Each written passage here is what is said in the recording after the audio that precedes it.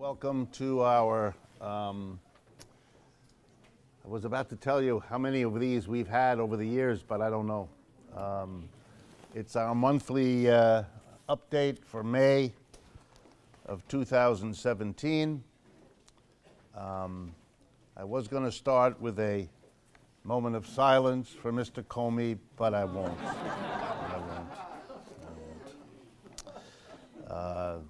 And the reason is it would set a precedent, and given the number of people he's likely to fire in the next few weeks, it would make it impossible to run these things. As usual, I want to start by thanking the three institutions that make these monthly events possible.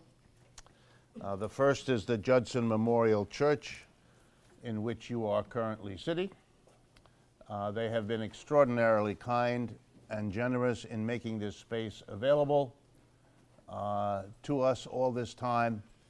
It's a relationship we value, and they've been kind enough to say, which I think is interesting, that what we do here the second Wednesday of every month is part and parcel of what they take to be their mission as a church in this culture. I really couldn't ask for more of an endorsement than that, and I thought I'd share that with you.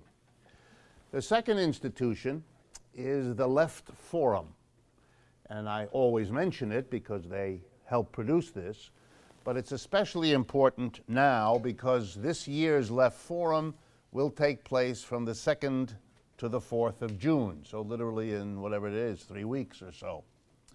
And so I wanted to ask one of the co-directors, Marcus Gretsch, who's in the back, to come up and just say a few words of encouragement for you to think about coming to this extraordinary event, which is going to be bigger and better than ever this year. Marcus. Hello, thanks for having me, Ray. You'll have to forgive Marcus his Spanish accent. Yeah, my Spanish accent. So the Left Forum, as many of you know, is most biggest in terms of attendees events of the left in the United States or even in North America. And I would even say, for a large part, as far as I know, even maybe on the globe, it's more than 4,500 people showing up at the John Jay College now for several years. And we have now the panels, and it will be 350 different discussions on all sorts of issues where the left is engaged with. It's about, of course, very much about the Donald Trump administration, how to fight back, but it's also about the different visions and utopias people have in terms of where we want to go to. The key events will be on Friday night, where we talk about the challenges of state repression, both like police brutality, for example, but also things where Jeremy Scahill, for example, would talk about the drone wars, which are being heavily used now more by the U.S. administration in the Middle East, but also in other places around the world. And we will have Linda Sarsour speaking about how Muslims, for example, are being attacked by the current government and other people here in this country. On Saturday, there's a big event where people from Standing Rock and also from the women's movement will reflect on the resistance from their point of view and try to bring all those different issues together and, well, maybe discuss the possibility of a more unified force against the different forms of oppression we all basically witness each day. So Madonna Thunderhawk, for example, will show up, and Chase Iron Eyes, that's leaders from the indigenous movement. We will have Titi Batahatia, who will talk with Cynthia Rousseff, excuse me my language here, about the women's strike and the women's struggle, which not only happened in the last couple of months, but I mean, it's a history, and there's still a long way to go, as we know, because most women still even don't have any equal pay. And then on Sunday, Rick Wolff will be together with people who supported the Bernie Sanders movement and also other people to talk about the beyond capitalism question. So at least to give us all an idea about where we could go next. Throughout the conference, there will be several meetings, also spontaneous meetings, not only these workshops and panels which are being proposed, but I heard there will be some more meetings about the question of developing a new formation or a new organization. As we know, the United States is pretty much controlled under on a two-party system by Republicans and the Democratic Party.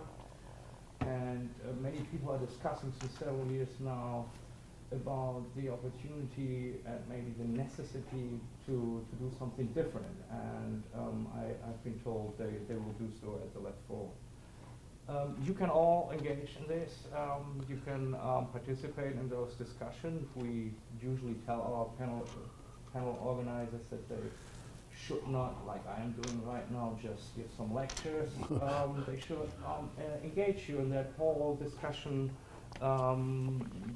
they are doing, right? So that's actually the thing. Another form of to participate is to volunteer, to help us. We need 200 people on site to guide people from A to B, but also to help maybe already in the office. I mean, as you can imagine, to get 4,500 people to the John Jay College in a city like New York, where you almost get, I don't know, every third second or something, a new thing popping up where they where they wanted to invite you to. It's a pretty hard task. I mean, you might think that with social media it gets all easier to get actually to some people, but actually it's almost the opposite. It's way different to organize these days than it used to be maybe 10 years ago. So I would be happy if you all if you attend. Go to www.leftforum.org to find out about the whole program, which I will put up soon, and where you can register, where you can also register to volunteer on site or visit us in our office. That's near the Empire State Building, or give us a phone call. You find the telephone number on the website as well. Thank you very much. Could I have hands again if you have an empty seat next to you, because we've got some folks who are looking to find a place to sit, and it would be kind if you would help them locate an empty chair. Okay, so could you put your hand up if you have a chair that's not occupied near you? Okay. Anyone still looking for a chair? Okay, we've got some. This is about the 5th month in a row when we are outrunning our chairs, and so we're going to have to try to figure out a larger space. But I hope you share with me that that's a nice problem for this sort of activity to have. Okay, and the third organization that brings this to you, the organization that I work with, is called Democracy at Work. You can see our logos and banners and all the rest down here in front of me and on the wall behind me. And at the very end of tonight's talk, before we adjourn at 9, one of the local people in the New York City chapter, we now have in about 15 cities across the United States, Democracy at Work chapters doing things just like this that we're doing here all across the country. These are people activated by the kinds of things we do. It's wonderful for us to see this emerging, and it's a sign of people not only getting clearer in their minds about what's going on, but becoming able to commit to make something change in the world, and that's been a long time coming in the United States. So those are the three organizations, and I want also to recognize tonight's sponsors. We have asked for, and I'm asking now again, if anyone who is seeing this on YouTube or in any other way, or anyone in this room is interested in sponsoring and helping to pay the costs of doing all of this, we welcome sponsorships. And tonight's session is sponsored by Brad and Barbara Markley, who describe themselves as a working-class couple from Lehighton, Pennsylvania. So I wanted to thank Brad and Barbara.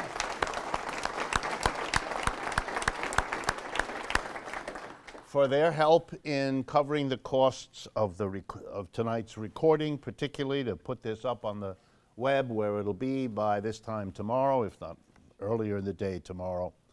I appreciate the support of Brad and Barbara Markley, and if any of you are interested in becoming a sponsor or know someone who might be, just go to our website, democracyatwork.info/sponsor, and all the information you could need is available and ways for you to pursue that with us, and we will immediately contact you about that.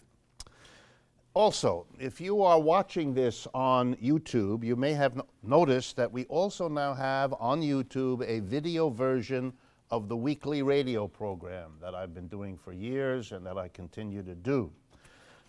We invite you to help us fund that show and keep our channel free of corporate advertisements on our Patreon page, Patreon. If you're interested, go to patreon.com/economic update. That's the name of the radio program.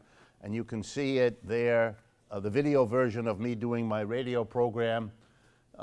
It's a little bit like Rush Limbaugh program as you watch him doing the program. The content's a little different, but other than that. Okay, let's turn then, as we usually do, to some shorter items before we jump into the major topics for tonight.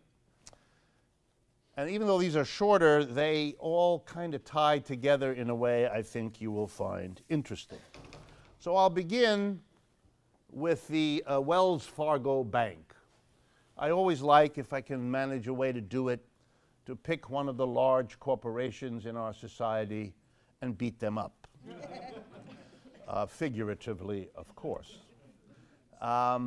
It gives me enormous satisfaction, and I suspect from your faces that it's not so bad for you either, especially since it's me who's doing it, so you can enjoy it, not much risk at your end. And I don't mind the risk. At my point in my life, I can enjoy it.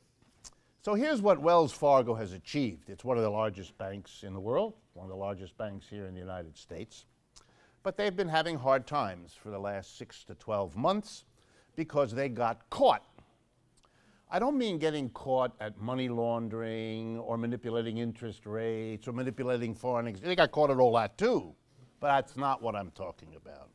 They went one step further, or actually, as you're going to see in a moment, 2 steps further, and I don't want you to miss it. The first step, and this takes a kind of bravado you really have to kind of admire. Over the last, ready? Over the last 15 years, they created something in the order of 2 million fake accounts. Here's what I mean. They set up an account in the name of a person who never agreed to the account, never asked for the account, never signed for the account, didn't even know they had an account until the bills started arriving for all the services on the account they didn't know they had. And poor Wells Fargo did this for years and years, involving thousands of its employees. How do we know that? Because when they got caught, they proudly said, well, we fired thousands of people for doing that. Thereby admitting, smarties that they are, that they knew all about this and had been, in fact, managing it quietly, hoping that they wouldn't get caught. They particularly went after Hispanic American families, apparently thinking that that was a fertile area in which to hustle people into fake accounts. The stock of the Wells Fargo dropped like a stone because it turned out lots of people were afraid there would now be lawsuits, which there are, and there would now be investigations, which there are, and it all came to a head just a few weeks ago at the annual meeting of the shareholders, where a sizable group of shareholders were very angry because this behavior, which was profitable all those years, was now not so good because the share price had collapsed of the company, and they were shareholders and they were not happy. So something like 40 to 45% of them voted to oust the directors who had been in charge of this illegal, immoral, unethical horror show. And they would have been able to do it, which is very rare in American big corporation. They might have voted out the entire slate, but for the single person who happens to own 10% of Wells Fargo's shares. This one man owns 10%. That makes you a billionaire right there, but when I give you his name, you will understand. His name is Warren Buffett. So he voted his 10% of the shares to keep those directors, because after all, stealing and inventing accounts for 15 years is a small kind of thing, and you shouldn't fire somebody simply because they did all those things. So I want you to admire. The board of directors has survived. Mr. Warren Buffett continues to make very liberal statements, but meanwhile, he's doing what they do. And it's how this country's business community is governed. But I told you there were two things about Wells Fargo I wanted to mention to you. Likewise, at that meeting of the shareholders earlier this year, there were a group of people who had figured out from the public record that Wells Fargo was one of the major banks lending money to the Dakota Pipeline Project. You know, that project that decided it's so important to add more oil and gas to the world's excess supply of them that you must run the pipeline right through the land of the Native Americans that is holy for them, that's been in their hands for a long time. And there's something peculiarly American about wanting to stick it to that group of people again in our history. And so the question is to keep going. Obama had slowed that process down. He had withheld his approval, as many of you know. Mr. Trump has reversed that, has allowed it to go ahead. But it can't go ahead if the companies involved can't get financing, and they have to turn to banks. Interestingly, the effort of people to fight against it, starting with the Native American people directly involved in the Dakotas, has been successful. Norway's bank, which was a big investor, has quit, gotten rid of all its loans. It will make no more loans. Very interesting. The ING Bank, a very large, one of the biggest banks in the world, a Dutch bank, same thing. But the two major American banks that are paying for it and lending money have so far refused to respond to the requests to withhold financing until they at least reroute the pipeline so it doesn't do to those people even more damage than we've done in our history. Wells Fargo is one of them. They really have a wonderful record. The next time you pass a Wells Fargo office, and if you live in New York City, you can't go more than 100, maybe 150 feet without that happening. The next time you go by, think a pleasant thought. And who knows, a kind of thought that's appropriate to their behavior, and something might happen to the window.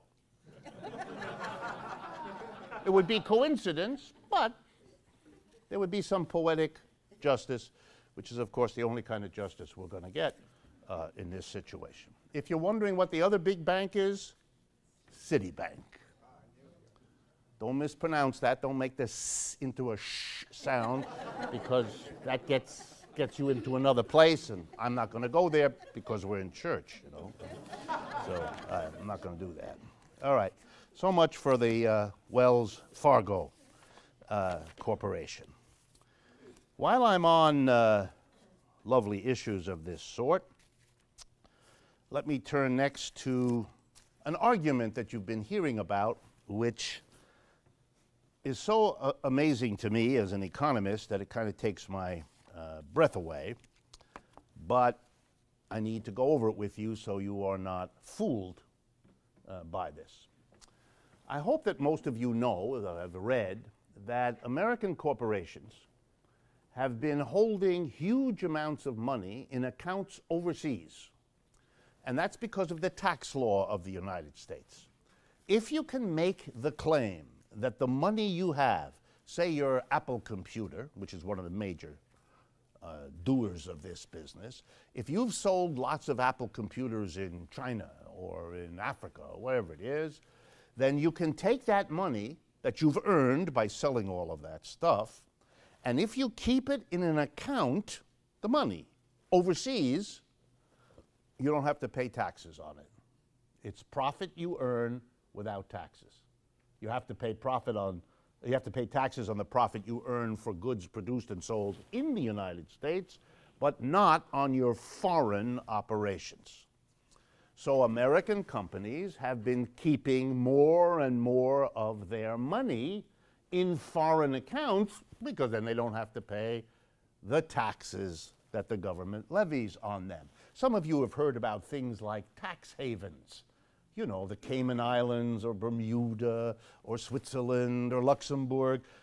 It would take me all night to give you the full list because there's so many, these countries competing for the fees of holding that money for American companies who, by holding them money in these other places, don't have to pay taxes here. Okay, so you know that this is a scam. It is extremely bad for the United States. Why? Because we're talking about, ready, hundreds of billions of dollars in taxes, which would otherwise go to the American government and make it possible either for the American government to do all kinds of things for its people that it isn't doing, or lower the taxes on the rest of us because the corporations are paying profit taxes as they should and would otherwise be required to do. So it's very bad for the rest of us, very good for the companies. And by a little clever accounting, they can make profits appear anywhere in the world. They have subsidiaries everywhere. That's easy to do. And so we've accumulated more than $1 trillion sitting in foreign accounts. Only the American business community could then come up with the following idea. Gee, you American people, I'm being polite, say these corporate executives, you American people. It's a terrible shame that all that money is out there. If you would bring it home to America, then it would be here and available to do good and funny things here, which it can't do because it's there. And the way to bring it from there to here is to give them a tax holiday. I told you, this is going to take your breath away. In other words, because they have cheated the United States out of taxes for years, that becomes an argument to give them a tax break now. To let them say, if you bring it home in the next 6 months or a year, you'll either pay no taxes at all or maybe a 5% or way less than you would otherwise. It's, in other words, a reward for having done what they did. And now comes the best part. This should be done, by the way. This is something that has been proposed not only by the Republicans, but by the Democrats also. Okay? So now the argument goes, why do we all want this? Because if the money comes back, you see, it will be available here in the United States, and it will be invested, and it will create jobs. The minute a businessman or woman starts justifying anything he or she is doing on the grounds that they are a job creator, try to find a large rock in order to express your rage at what is about to be told to you. So let me give you the example in this case. We're going to bring the money back if you give us the right tax break, we big companies. And we're talking about the biggest companies doing this, Apple, Google, all the big names that you're familiar with. Here's the problem with all of this, which they're counting on you not to know, which is why it's important for me to explain it to you. Over the years, these big companies have realized that they don't have to do without the money that they've got stashed away in foreign accounts in order to avoid paying taxes. Here's what they can do, and this is what they've been doing. They've been going to American banks, and indeed to foreign banks, and they have been, ready, borrowing equivalent amounts of money. In other words, you're a big company, you have $200 billion sitting in accounts in Europe. You borrow $180 billion here in the United States. You pay record low interest rates, 1%, 2%, 3%. Meanwhile, you're saving 35%, which is the corporate profits tax rate on the money you've kept abroad. So you're not doing without the money. You have all that money. You just did it in this indirect way by borrowing. And guess what they did with the money they borrowed, these big companies? Did they go on an investment binge to hire lots of workers? No. They buy each other. It's a big use of the money. Mergers and acquisitions, it's called. They boost up the stock price by buying back shares of stock from the public. And they raise the salaries of their top executives. That's what they use the money for. And here's what it means, folks. When the Republicans and the Democrats give them the tax break, the low rate to bring back the money, they'll bring back the money, taking advantage of the no taxes, and they'll pay off their loans with that money. End of story. They will have made out like bandits. There are no jobs that are going to be created by that money. There isn't free money because it'll come back to pay off the loans they made in the interim while they waited. And you and I will have been ripped off for years of this hustle. And the only thing worse than the rip-off of us is their ability to present all of this as a contribution they're making to the fiscal crisis of the United States. If that doesn't take your breath away, I don't know. I can do somersaults and try to do it that way. But this is really better. It's extraordinary. And that this is repeated, this nonsense, by our corporate leaders and their politicians in their pockets just tells you how bad this system is and how far gone it is. All right, next item. Monopoly. Coming back into the American economy in a big way. That's usually a sign of decline. When companies can't quite make it by producing goods, they start eating and absorbing one another. And you see a lot of that this day. I just want to mention 3 of them that are important in American society and have become more important literally over the last few months or years, and in some cases the last few days. Sinclair, which is a company that operates television stations around the United States, just bought this last week the Tribune Company. That makes Sinclair the largest owner of local television stations across the United States.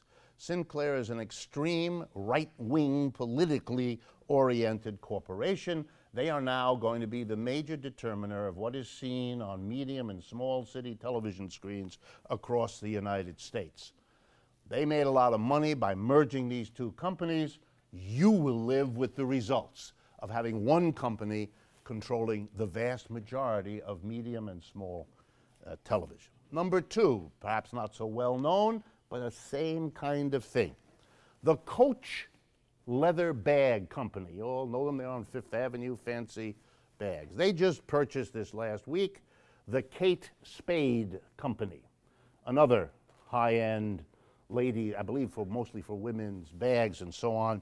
$2.5 billion merger, but that creates a mammoth monopoly in that kind of women's accessories, and that will change the dynamic. Stores will close, stores will merge, jobs will be lost as these 2 companies consolidate and make money by saving on the 2 separate institutions that are now going to be one. But here's the 3rd one, and here I want to thank Mr. Warren Buffett. He came out the last couple of weeks since we met last in April by saying that he's disappointed with his fellow billionaires for pushing so hard on Mr. Trump and the Republicans to lower the corporate income tax rate.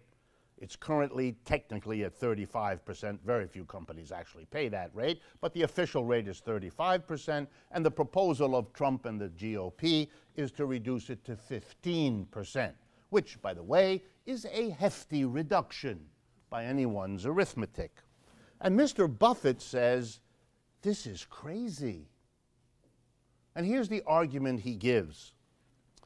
He says 30 years ago, corporate taxes amounted to 4% of the total value of goods and services produced in the United States, what we call the GDP.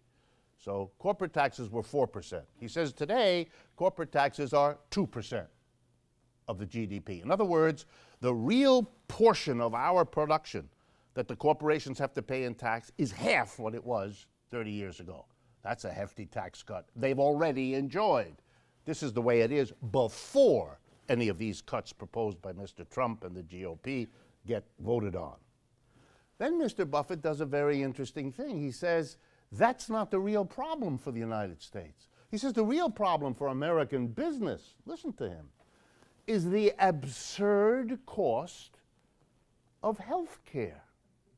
Oh, how does he explain that? He says, well, 30 years ago, the total cost of the health care of the United States, that's 4 industries: doctors, hospitals, the producers of drugs and medical devices, and the medical insurance companies. Those are the 4 industries which, if you put them together, could be called, and I would urge you to do that, the medical industrial complex.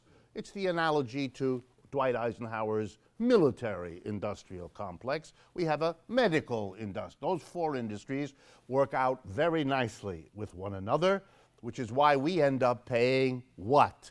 25 years ago, 5% of the GDP of America went for health care. Today, 17%. So whereas the tax burden dropped by half, the cost for medical care went up 4 times. Wow. Why is Mr. Warren Buffett worried? He says because United States companies have to compete with the rest of the world, and the American companies are spending a fortune paying for the hospitals and the doctors and the drugs and the medical devices and the insurance. It's hurting business.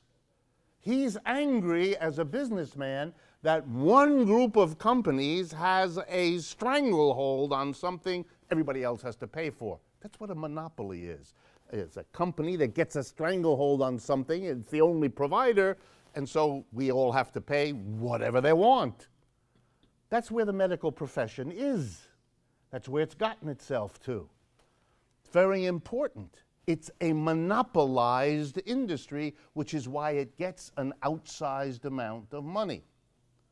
The United States spends more on these 4 industries, the healthcare industries, than any other industrial country. No other country comes close to spending what we do. And the medical outcomes in the United States are mediocre. Our longevity, the length of life that Americans have, is about in the middle. It's not the best, not the worst, it's in the middle. What happens to young children in the first year of life, the illnesses they have, the length of time in the hospital, all of those kinds of issues, we're medium.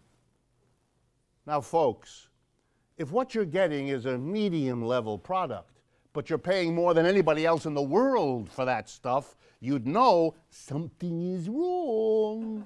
You don't need a PhD for this. In fact, if you have a PhD, you probably learned how not to see this sort of thing. You're just being ripped off.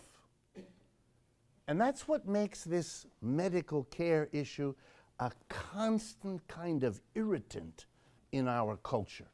So I have to end this part of it by saying a few words about the events since last we met, when finally the Trump administration and the leadership of the Republican Party were able to persuade a few remaining Republican congresspersons to change their vote by playing around with a fund for people with pre-existing conditions, for those of you that follow this material. And so the Obamacare was repealed. It's just in the House. We're going to have to see what the Senate does, so it's not yet gone. We'll see what the Senate does.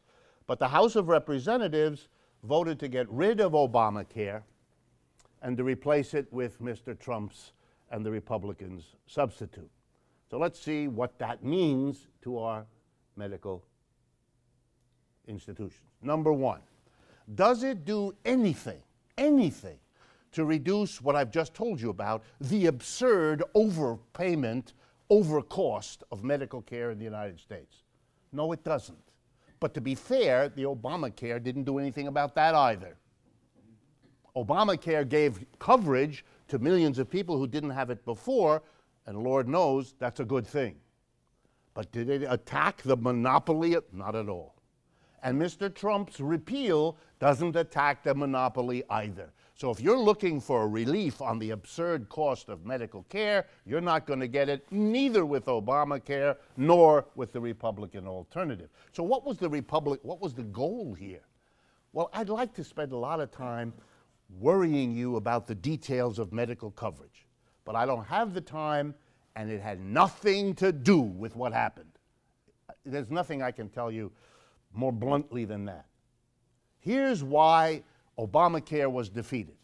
Because Obamacare extended the coverage for medical insurance to about 20, 25 million people, depending on how you count, who weren't covered by insurance. It's a scandal. In every other developed country, everybody's covered by health insurance. From the time you're born to the time you die, you're covered for medical insurance. That's part of your right as a citizenship.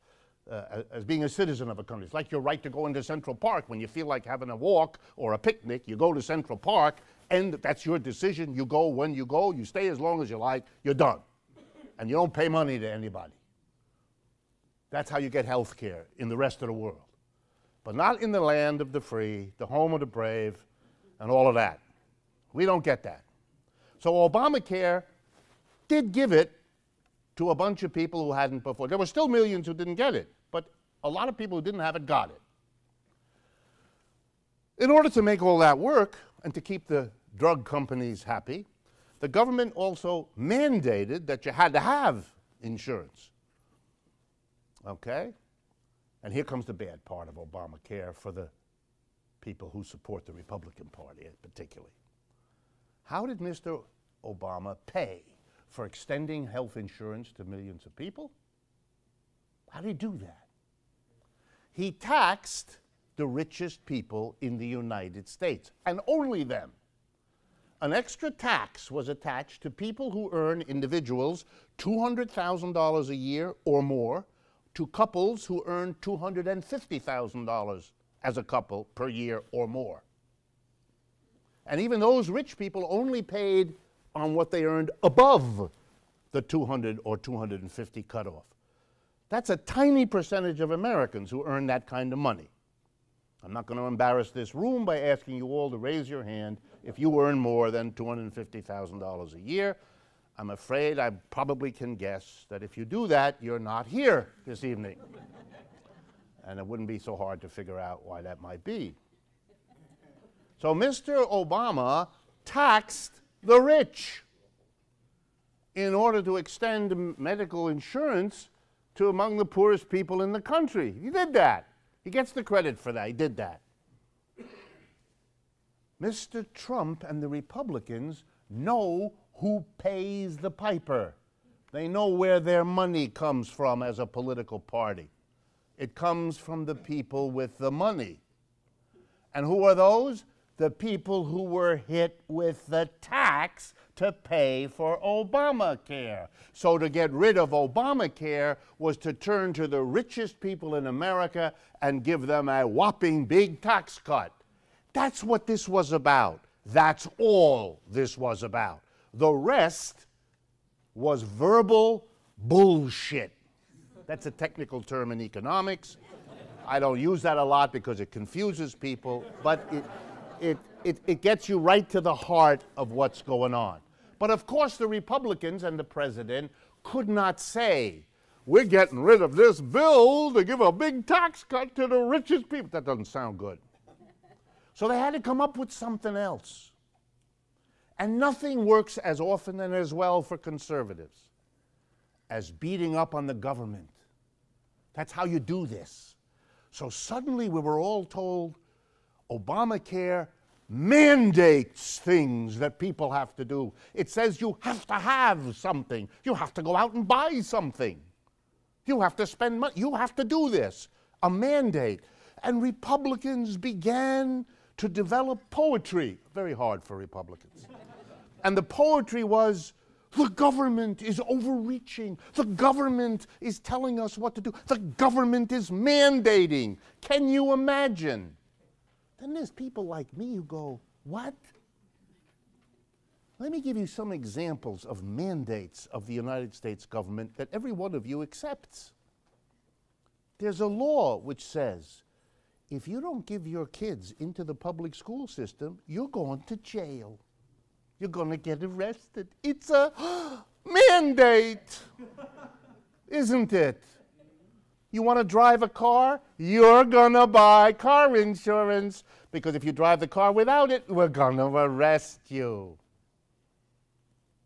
If you have a little business and you make some money, you're going to pay taxes. That's a mandate. So the notion, we shouldn't have a mandate. We're surrounded by mandates. There's a mandate that if you cross the street, but not at the corner, but in the middle, the police can arrest you. You must do it at the corner. You know what that's called? A mandate. The stupidity of this would never be possible if you hadn't trained the people to think that the government is going to do something bad, and I'm going to vote with the Republicans so the government can't come in here. It's like what we saw a few years ago when there were old people marching around. Remember that? Saying, government, keep your hands off of our Medicare. Because those people didn't know that Medicare was a government program. They didn't know. The government was portrayed as evil. So we have this discussion of the terrible government coming in and doing something to us. It's extraordinary. It's also lunacy. And what it does, though, it's a lunacy that obscures what's going on. We gave a tax cut to the richest Americans. That's what this was about. It had to be hidden as all kinds of other junk about mandates and government overreach and independence and American values. That's another stunner. Family values. The same people who voted down Obamacare talk endlessly about family values. Clearly, it will help a family hang together by not having medical insurance. Clearly helps families to work real well. By worsening the inequality in our society, by cutting taxes for the richest people. That's a big help to families, too. The hypocrisy, the lying here, it's not as spectacular as firing Mr. Comey, but almost. Almost. While we're on the subject of taxes, another one. The Republicans and Mr. Trump have now announced that they're going to eliminate the estate tax. Oh, I've got to tell you about the estate tax. What is the estate tax? Let's remember. The estate tax says that when you die, you can't take all of it with you. In other words, you leave wealth behind. And that wealth, before it is passed to your heirs, your children, or whoever you want to give your wealth to, is required to pay a federal estate tax. You're taxed on the value of what you leave to the next generation when you die. But the federal estate tax has been whittled down by rich people over the years. So today, here's how it works. The first, this is going to come as an enormous relief to many of you. The first $5.5 million that you leave is exempt. If you're part of a couple, the first 11 million, twice 5.5, is exempt. I can see a lot of you exhaling, realizing, whoa, thank God, you know, you've escaped. So, who pays the estate tax? Only people who have so much wealth that they have more than $11 million per couple to leave to the next generation.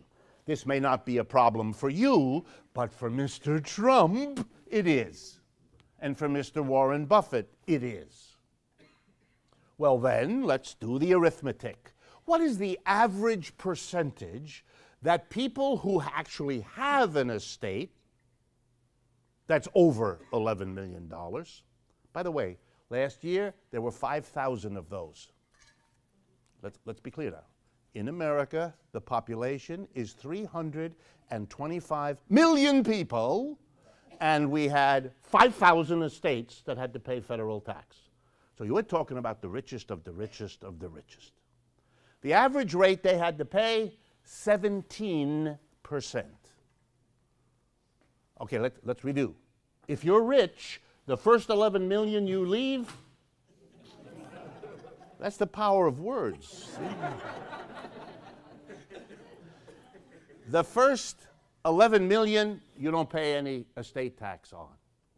On the remaining millions or billions, you get to keep 83%, you pay 17% to the government. That is what they're proposing to eliminate, so that the 5,000 richest people in the country, millionaires all, don't have to pay 17% of what they leave. The federal government earned last year $23 billion on this estate tax on the rich. That's $23 billion less the federal government will have to give loans to students, to take care of the old folks, to maintain the roads. And why are we going to do that? So that the richest people in the country will become even richer than they were before. If only I had the time, I would stop and start singing the Star-Spangled Banana so that you could all enjoy what kind of a society you live in. And all of this is presented how? By the Republicans. Could they go around and say, and by the way, many Democrats go along with this. I don't mean to suggest it's all that big a difference. And I'm going to come to that in a minute. Do the Republicans say, well, we got a great idea. We're going to cut the taxes of the richest people in America? No, they can't say that because that doesn't sound good. So they had to come up. They really had to stretch on this one. But the Republicans have shown they're up to the challenge. So they began telling a story years ago that we want to get rid of the estate tax, and then they began telling a story about a farm family, Clem and Lucinda. They worked very hard raising chickens and hogs, and slowly, after shoveling unconscionable amounts of what those animals leave behind, they had a big, successful family farm, and what they wanted to do was to leave it to little Clem and little Lucinda so they could shovel too. But the nasty government came in and said, there's an estate tax. Therefore, the estate tax is said to be, ready? The killer of family farms. And who would want to kill a family farm? It's like stepping on a baby or something. Nobody in their right mind would want to do that. So I checked how many family farms were in the 5,000 estates that paid federal income tax last year. And there's a number. The federal government told me. 50. 50 out of 5,000 were family farms. They made that whole stuff up. They made it up because it flies in this country. They made it up in the same glib confidence of being able to get away with it that enabled the President of the United States to say that he fired the head of the FBI because he didn't handle his opponent's email investigation correctly. Huh? What? You have to be very far gone to find all of this as reasonable as the media do. All right, next.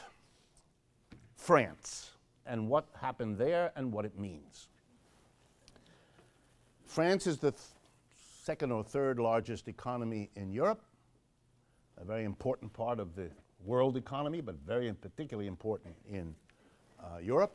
So what happens there politically and economically is relevant really to the whole capitalist system, but certainly to Europe. France has a presidential system, and in their system, all the different parties put up a candidate for president if they wish. There were, I believe, 11 of them at the first tour, it's called, the first time. All 11 run, and the two candidates with the most votes, top two vote getters, then have a runoff a few weeks, 2-3 weeks later. And that runoff was last Sunday. Okay? So in the first round, there were 5 parties that did pretty well. And the other 6 got very small votes, so I'm going to concentrate on the 5. One of them was the traditional center-right party, the conservative, the party of Sarkozy and the recent leaders that are sort of like your conventional Republican and Democrat. This man's name was François Fillon, F-I-L-L-O-N. And he was scheduled to do real well and perhaps be the next president of France for 2 reasons. One, his logical opponent, the head of a socialist party. France has a socialist party, which, as I'm going to tell you in a couple of minutes, is kind of like our Democratic Party, but it's called socialist because in France there's a long history of the Socialist Party. And the Socialist Party had the presidency, a man named François Hollande. Okay? Mr. Hollande came in, won the presidency a bunch of years ago by promising, and this is crucial now, promising the French working class, if you vote me in as president, I will get rid of austerity, will stop all this stuff of laying public workers off and cutting wages and helping the big banks so it trickles down to everybody else. I won't do that. I'm a socialist, after all, he said. And so I'm going to help the economy revive by building from below, helping the people at the bottom and building the economy back up. That way, vote for me, and the French voted for him overwhelmingly. The Socialist Party not only won the presidency, they became the majority party in the French Senate and the majority party in the French National Assembly. They controlled everything, sort of the way the Republicans and Trump now do here. As soon as he was elected, Mr. Hollande caved in on everything, reversed himself, basically became another austerity administrator, making the French people hate his guts and all the parts of him too. He had popularity levels that would rival those of Mr. Bush in his worst moments, Mr. Trump, where he's rushing to now. We'll get to that shortly too. Like 9% of the people thought he was doing a good job, and the other people wished him a speedy death. The French people were so angry at him that he didn't even run for re-election, which would normally have been his behavior. He quit. He didn't run. So Mr. Fillon, the Republican to Mr. Hollande's Democrat, the kind of mainline establishment, slightly to the right, but very namby-pamby in the middle, Mr. Fillon was thought to be a shoo-in. Nobody could challenge him. The socialists were out of favor. The further left people no one took seriously. There was this crazy lady on the right, a woman named Marine Le Pen, who has a party that believes, I kid you not, that she's going to make France great again. It's an attractive slogan. It must be because people like her and him like it. And she hates immigrants. Oh boy, is she against immigrants. She wants to do things to immigrants I can't even tell you about. It's beyond building a wall. So she hates immigrants, and she's going to make France great again. Exactly how she's going to deal with this, nobody knows, and she doesn't say. But they didn't take her seriously either. Mr. Fillon was to be the elected official. Then Mr. Fillon made a mistake. Or to be more accurate, he got caught. He had been a preacher of austerity, that the way France was going to come back and be an important economy was by tightening its belt. Everybody has to sacrifice. Everybody has to do with a little less income. Everybody has to do with a bit fewer in government services. Everybody has to do with a little bit less. And then the poor slob got caught having created no-show jobs for his wife and both his children to the tune of €1 million. That's more than $1 million a year that he, as a government official, was shoveling to his family while preaching austerity to everybody else. This hurt his popularity badly. So he went from Mr. Number One to who? And he came in third, which meant he was out of the running. What about the Socialist Party? Completely collapsed. The Socialist Party is so detested in France that it went from the #1 party to this time nothing. They had fielded a candidate, Mr. Hamon, and he came in with a roaring 6% of the vote. Even Mr. Fillon, the screaming crook, had 20%. But not the socialist, who was honest. Or at least he hadn't been caught. And then there was a surprise, a real surprise.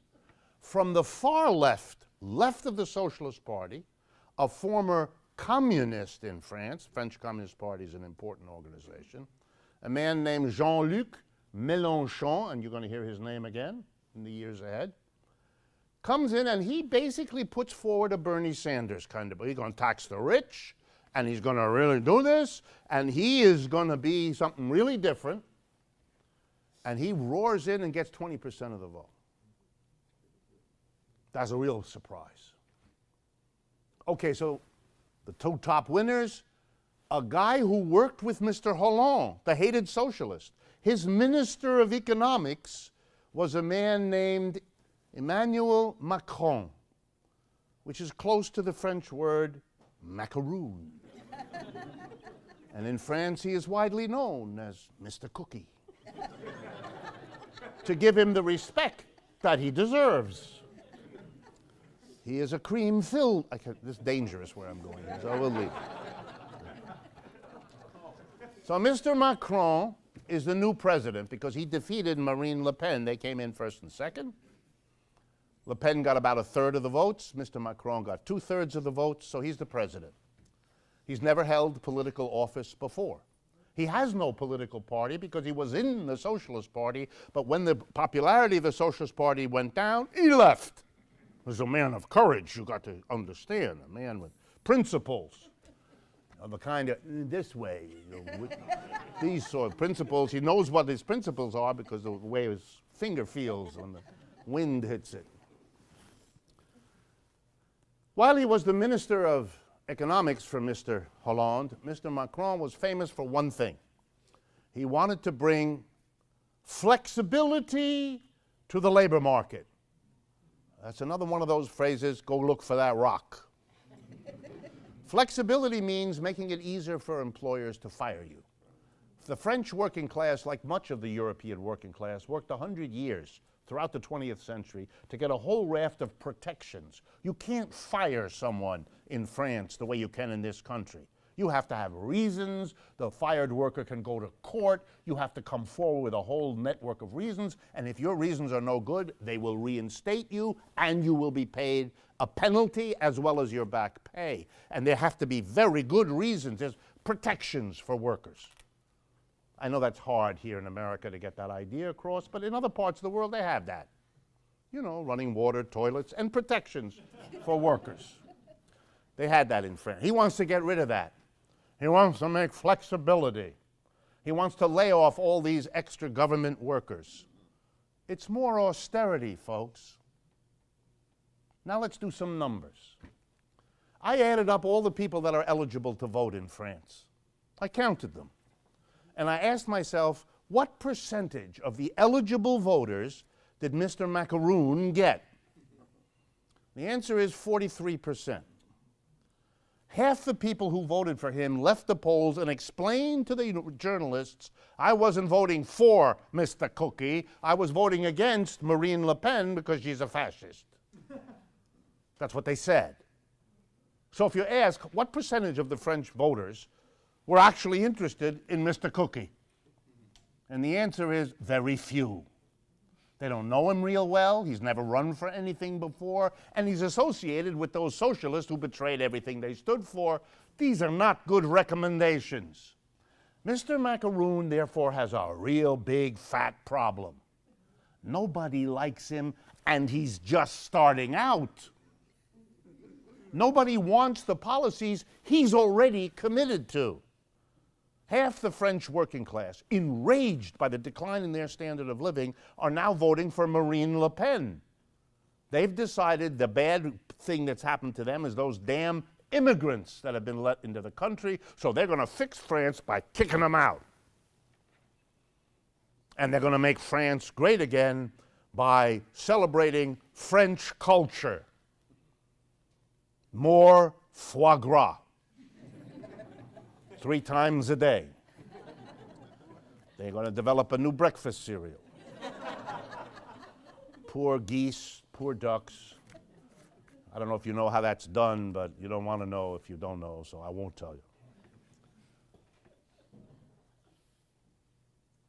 It's a disaster what's happening in France. The other part of the working class, however, gives us some hope, because the other part of the working class didn't go for the socialists. They were betrayed by the socialists. They went for further left. They went for Mr. Mélenchon. He got about 20% of the vote. That's not much less than Ms. Le Pen got. And in fact, if you put Mr. Mélenchon's vote together with the little bit that are left in the Socialist Party, that together becomes 27% of the vote, and that's more than Mrs. Le Pen got. The newspapers here are full of the struggle against the right wing by pretending that there is no left wing, but there is one, and it voted, and it's in the millions in France that it voted. What's happening in France is a split of the country, and that's why I'm talking about it, because it's not so different from here. One side goes to the right, that's Mr. Trump, and one side goes to the left, that's Mr. Sanders. Yes, it's not exactly the same, but you can see how different people looking at a system that isn't working for them, that makes the future look even grimmer than the present, and they're saying, I'm not voting for the traditional Bush and Clinton. They don't look good. They're like Fillon, even if they haven't been caught yet, doing the same thing. And this leads to a final point about this. Socialism. Few words on socialism because it is changing, and it's changing very fast. And we need to understand that because it's going to be impacting here too. Socialism begins as the other, the alternative to capitalism.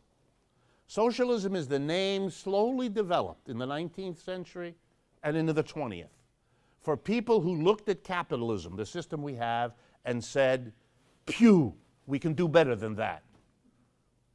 They thought that the way to do that was to take private enterprises and make them government enterprises so that they would work for all of us, like the government should make it work. That they wouldn't be enterprises making profits for the few who owned them. They would be enterprises doing well for everybody because the government owned and operated them for everyone, sort of like the government operates the Central Park or the beach or the other things that are done for us as a community. That was the old idea. And to make it work even better, they weren't going to let the old socialists, they weren't going to let the market decide who gets what.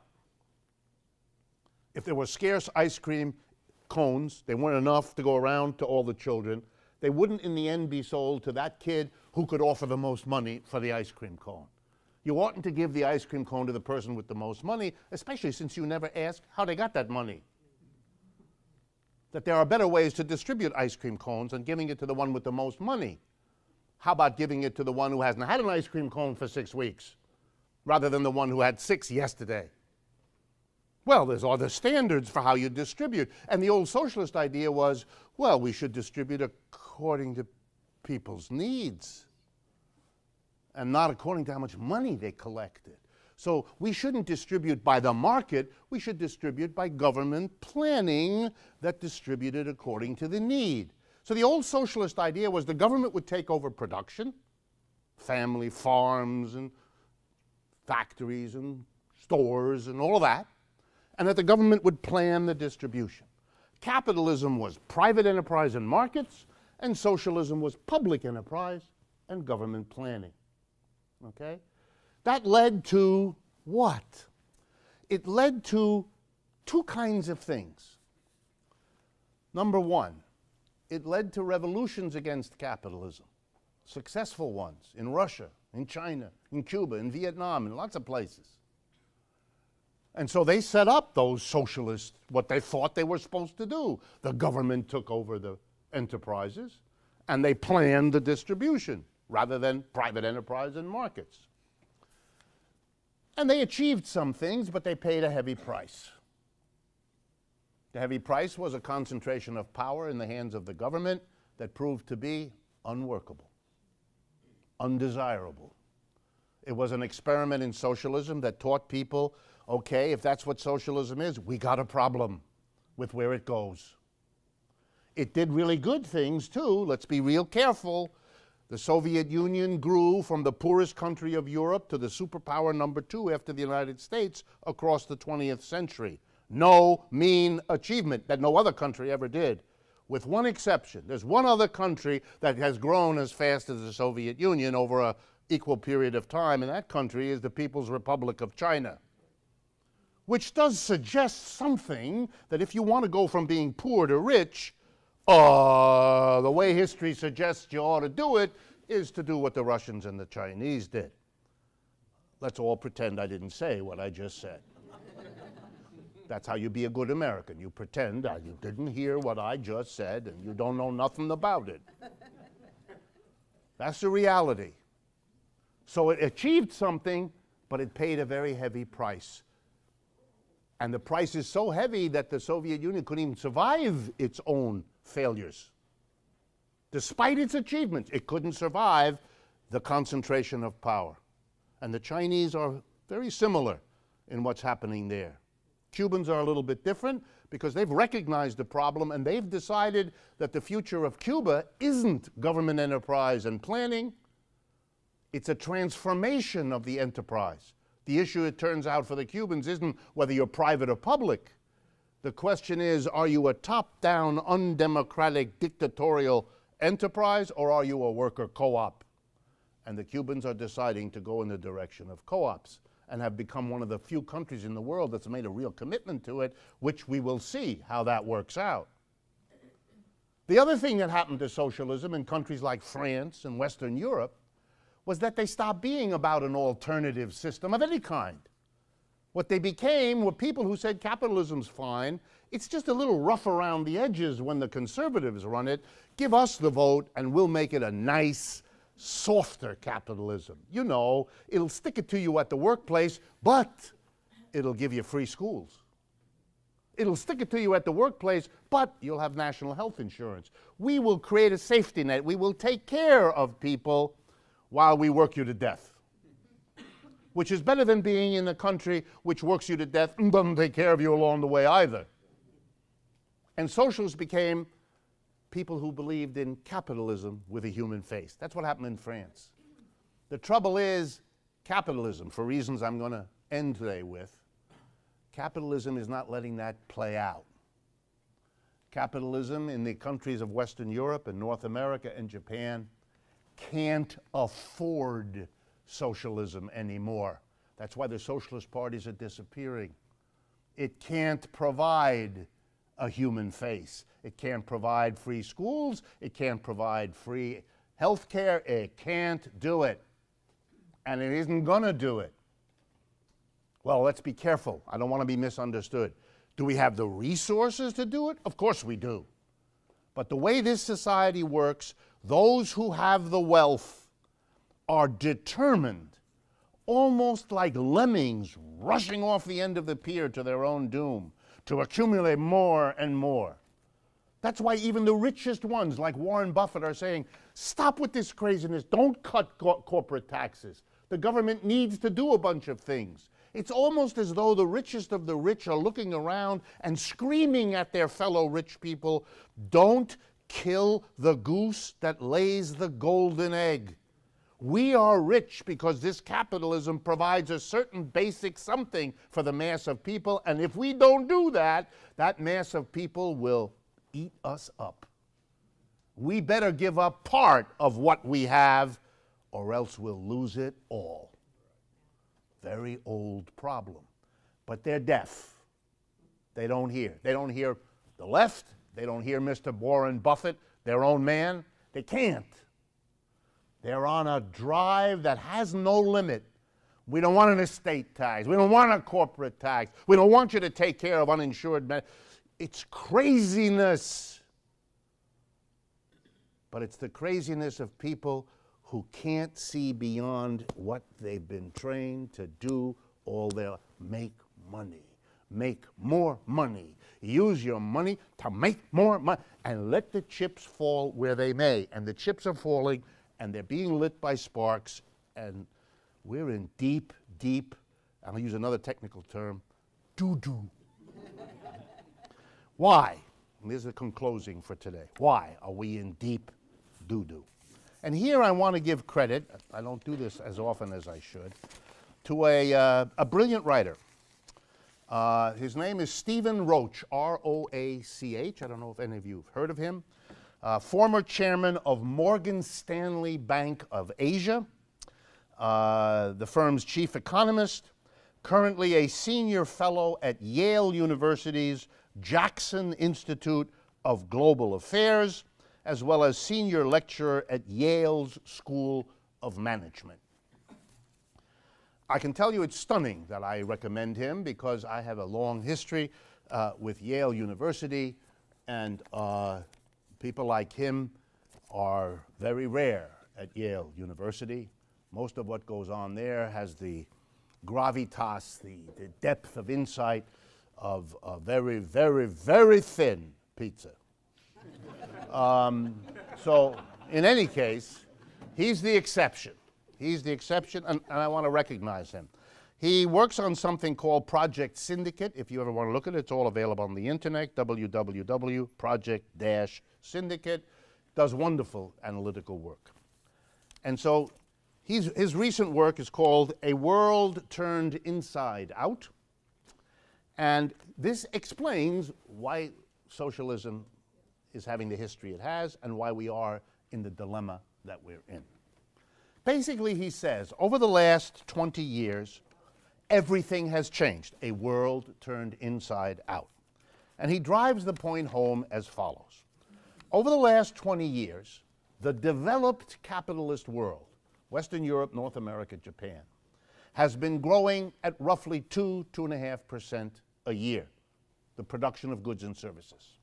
Whereas China, India, and the developing world has been growing 2 to 3 times faster. So that 20 years ago, 60% of the world's production was in the old centers of capitalism, only 40% in the new centers, and now, 2018, it's reversed.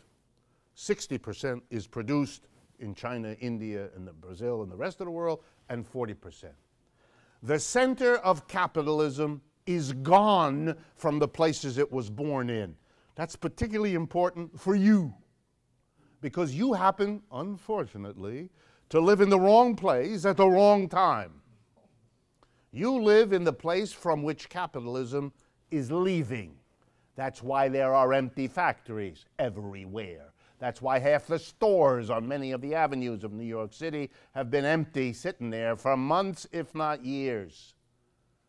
That's why Detroit is a hulking wreck of a city where it once was the center of American capitalism. That's why Marine Le Pen gets her biggest vote in the industrial cities of northern France, which have no jobs anymore because they've all moved to China and India and Brazil and everywhere else. To be blunt, but to be clear, it's over. Capitalism has moved on. It's the same system, but it can make more money someplace else. It can make more money in the very places it ripped off in order to make this the center of the world. Asia, Africa, Latin America, ripped off so that the people have nothing, are used to low standards of living, would be grateful for any job, no matter what you pay them, way less than you have to pay an American. So the corporations are making their decisions. To use a technical term, screw the Americans, or the French, or the Germans, or the Italians, or the Japanese. We're going to China, we're going to Vietnam, we're going to Indonesia, we're going to Brazil, we're going where the labor is cheap. And that's where the wages are growing. Let me give you just one statistic. Over the last 15 years, wages have been stagnant in the United States. They've gone up 6 times in China. Let me do that again. You understand? Imagine if I were looking at you and I told you that your wages had gone up 6 times in the last 15 years. You'd jump up out of your chairs and run off to the mall to spend some of it, because you haven't been able to. But the Chinese have been. They've got more smartphones per person than Americans do. Why? Because they can afford it. That's where capitalism is exploding. We are where capitalism, and there's no nice way to say this, is dying. And with it go all the creature comforts. What was once affordable, nobody wants to afford it. The rich are making out like bandits because they're the ones who are paying the low wages over there. They're making the big profits. That's why all the expensive restaurants in the Hudson Yards will be full as soon as they open, because the money for that is there. But for the mass of people to have that American dream, the car, the home, the college education, that's over. That was already over in 1970, but you got a 25-year reprieve by being able to buy everything on credit. But you've run out of the ability. You can't borrow anymore because you haven't got the wages to ever pay it back, and everybody knows. Just like Leonard Cohen's song, everybody knows. Listen to that song again, because it's in there. It's in there. That's why the Socialist Party had to betray. It can't. There is no way to salvage what has happened to capitalism without changing the system. If we stay with this system, it will take us down with it. And that's going to be the issue of the years ahead. Who has the courage to say it? Who has the courage to draw the implications? And what in the world does it mean? It can't mean having the government take over and having the government plan. We've been there, we've done that, and we see where that goes. Some of it worked well, and we'll hold on to that part of it. But turning everything over to the government, not going to happen. And the socialists who keep talking like that find that their audiences are deaf, won't respond, will not go there.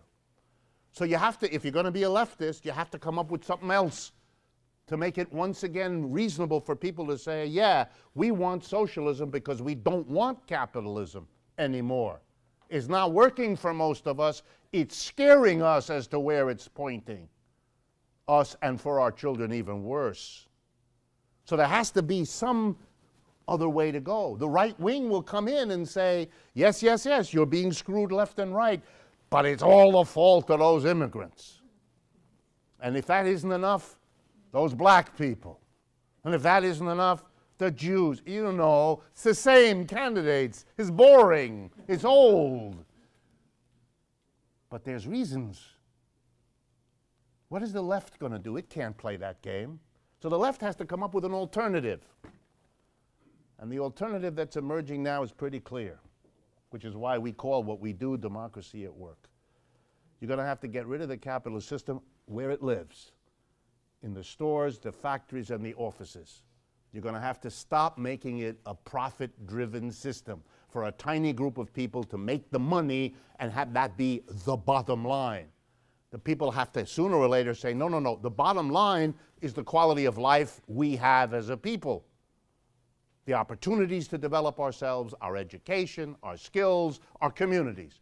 That's what the bottom line is, not the private profit of a handful of our people who are shareholders or wealthy people, the ones who can buy the politicians so they don't even have to pay the estate tax. Come on. How many times are we going to be kicked in the face before we understand? It's done. Every system, I know you've heard me say this before, every system, slavery, feudalism, ancient tribal structure, every system the world has seen was born, evolved and changed over time, and then it died. That's why we don't have massive slave plantations anymore. That's why we don't have feudal manors anymore. Capitalism is just another system. Instead of master-slave or lord and serf, we've got employer and employee. They're not going to last forever. They've had 300 years. It's enough. And they're not doing real well for us. I can understand our brothers and sisters in China and India who want their shot at the wealth we once had. Maybe they'll stay with it. But for the West, for Japan, Western Europe, North America, you know what our future is? It's Detroit and Camden and Cleveland and Lille, and I could go on and on. The people of Detroit watched that city turn into disaster over 40 years, from 1970 to 2010. The president couldn't do anything, the governor couldn't do anything, the mayors couldn't, they all watched it dissolve. So don't tell me that Americans are not capable of standing there watching themselves dissolve as a society. And it is not going to be pretty. In a country that celebrates the cowboy, that wants to be able to have a gun in every pocket in every store and church and school, how this plays itself out ought to scare the pants off of you. It scares the hell out of me. When systems reach this kind of point, where the mass of people cannot stand them, where the only people who benefit from them are a small minority, you are creating an explosive situation. I don't know what the spark will be. No one does. Just like no one knew in the summer of 2011 that if a bunch of people set up pup tents in Zuccotti Park, it would become a global movement called Occupy. If they had asked you, those folks, what do you think about me putting up some tents in a park? You would have thought they were a little nutty. And you would have said, go ahead and do it, and then you would have gone on and had another drink. But we would have been wrong, those of us who thought that, because there was something going on, boom. And Bernie Sanders is something else going on, boom. There's more booms coming. They may not be as calm as those were. We may look back on those as quiet dress rehearsals for much bigger stuff. I don't mean to leave you with a sense of gloom and doom. So if it's too much, just remember, I'm only once a month. Television is forever. Thank you very much. I do have one announcement, as I promised. The New York chapter, Alan Schulman here, give him please 2 minutes of your time to hear about what was being done here in New York, so that if you're interested in participating, you can talk to Alan or some of the others from the group that are here. Thanks, Rick. So, welcome to another episode of Capitalists Anonymous. You all come here and you know that the system is wrong. I mean, is there anybody who needs more convincing? And about a year ago, we decided that what we were going to do was to try to actualize the energy that was being dealt. You can't, really? We decided we were going to try to actualize the energy that was being produced through these monthlies at Judson, and we opened up a center over at the Commons in Brooklyn at 388 Atlantic Avenue. All of you should have gotten a flyer for our next meeting. We meet the third Wednesday of every month. But before I talk about our next agenda, I just want to recap what Rick went over. Maria and the staff will be selling rocks outside the door here, just in case you want to deal with the Wells Fargo issue in your own way, but we're not advocating. No. All we want you to do with the rock is stroke it gently. And tomorrow when you wake up and you have children at home and you want to explain the world to them, explain to them that the president of France is now called Mr. Cookie. And see what goes. We've grown over the last year. What we designed the center out in Brooklyn to do would be to catch two kinds of folks. Folks who were convinced that while the struggle against the inequities that we're all fighting against at the moment are real, that we had to be for something. And that what we were for was looking at the worker-owner co-ops that were springing up around New York and around the United States, and in fact the world, as not just good utopian experiments in proletarian socialism and democracy, but actually the building blocks toward an alternative economy. And it's starting to play itself out. And if you look at your flyer, what we're, Sean Abbott Clapter and the young people of Syllabus, which is the first teenage, privately owned worker-owner co-op in New York and maybe even in the United States. It's a silkscreen printing co-op that was developed out of a high school, out of a social studies department in a high school in the Bronx, and is now located at the Point in a neighborhood community organization in the Bronx. And this is really like another building block. And the young people from Syllabus are going to be there, and Sean Abbott Clapter, and a guy named Omar Freyelia, who was the founding director of Green Worker Cooperatives in the Bronx, and they're doing phenomenal stuff.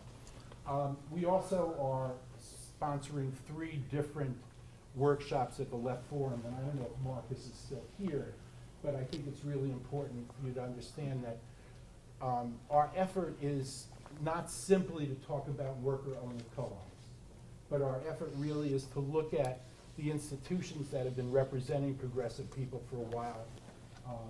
And in this case, one of the workshops is going to deal with the relationship between the new economy and the Black liberation movement and the Black working class. I think Skirmahorn, who's here, put that one together.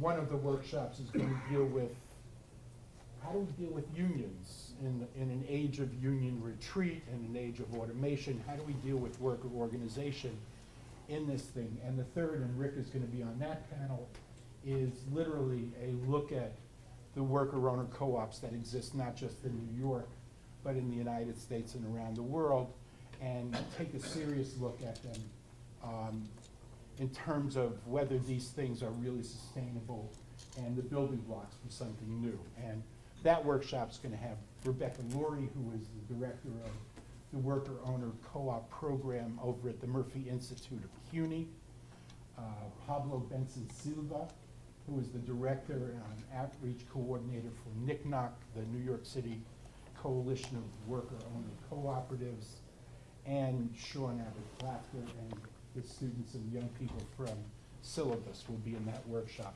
So we want to invite all of you to go to the Left Forum this year, and we expect it to be.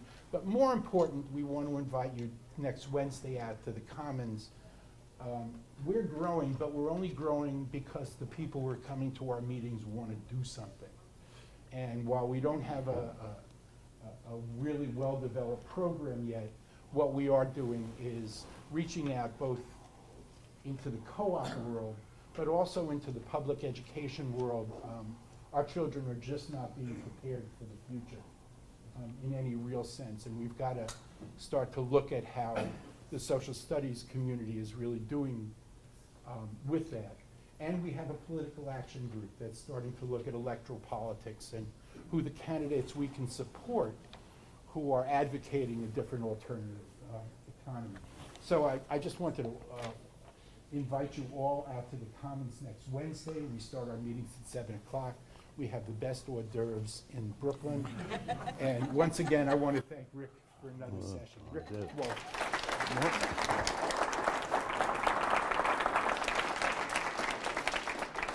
I do have a final announcement. We will not meet in June. We will resume in July and August here, second Wednesday of the month. But in June, I will not be here, and so I can't do it. But I thought you might be interested. I will be in Frankfurt, Germany, where there is an international conference of people who want to make fundamental social change in Europe and who have decided that the way to do that is to build on an idea that actually began here, the idea of sanctuary cities. Here it began with the idea of a sanctuary, a place where immigrants who had problems with their legal status would be safe and could not be picked up off the street in the way that the ICE agents are doing. But in Europe, it has a much bigger meaning. It's the idea of the left, and you can see the news thinking that the federal governments are corrupted all over Europe. The top. That's not where the left should contest. That's not where the left is strong. The left ought to work at the level of the town, the village, and the city. It should become a sanctuary not just for the immigrants hounded by a system that has no place for them and wants to demonize and scapegoat them, but that the city should be the place where people can begin to gather and make the changes, political and otherwise, kind of under the radar. Let the federal political games play. Meanwhile, in each city, there is the development of real alternatives, of cities that are sanctuaries politically, economically, and not just for immigrants. And it's a very interesting initiative, part of the left slowly groping as to how it can become a force that can shape what happens next as this capitalism disintegrates. So I will be going with great interest, and I hope when I come back in July and we meet to give you a report about what happens at this conference and how successful it is. We will try to send notices to remind you that we will not meet in June. I hope I see you again the second Wednesday of July.